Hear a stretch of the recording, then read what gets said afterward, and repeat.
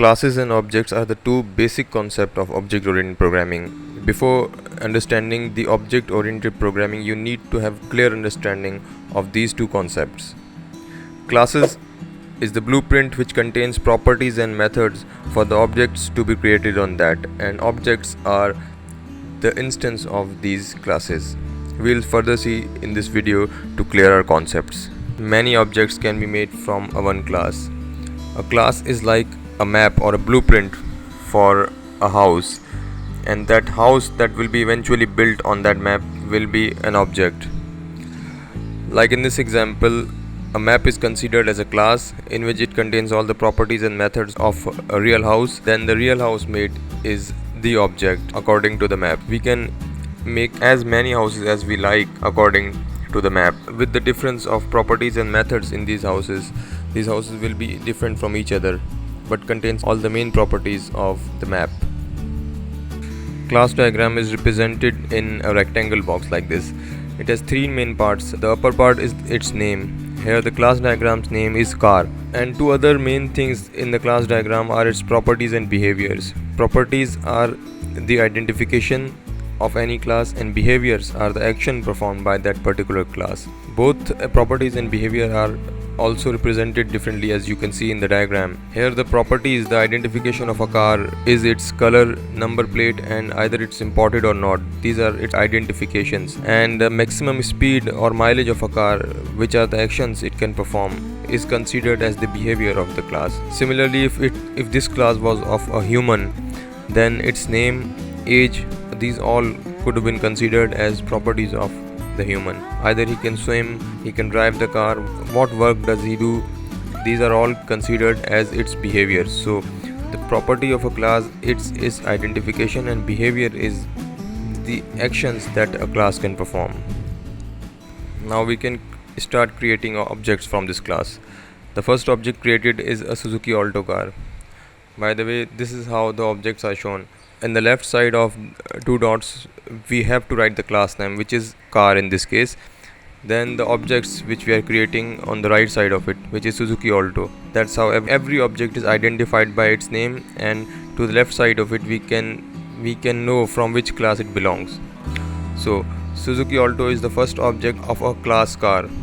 Original class had three properties: the color, number, and imported. Either it's imported or not, we'll put the values in the properties defined.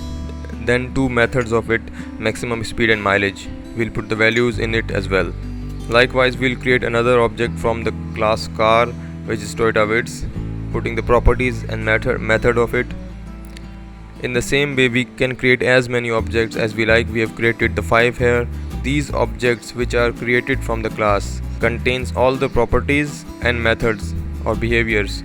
Methods are called behaviors as well. Contains properties and behaviors that were defined in the original class car. If at one point we need another property like car owner's name, we can define that property in the class car once, and it will be automatically assigned to all the objects that are created from that class. One more thing to remember, the objects cannot have a similar name, so that they can be identified differently from each other.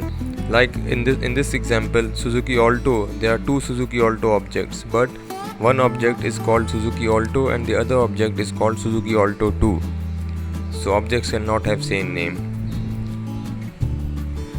Data type of the properties once decided cannot be changed. Like in our example, the string data type of color cannot be changed to integer or double. Likewise, number is defined as integers. These data types cannot be changed in the objects to come. So once data type are defined in classes, these cannot be changed at all.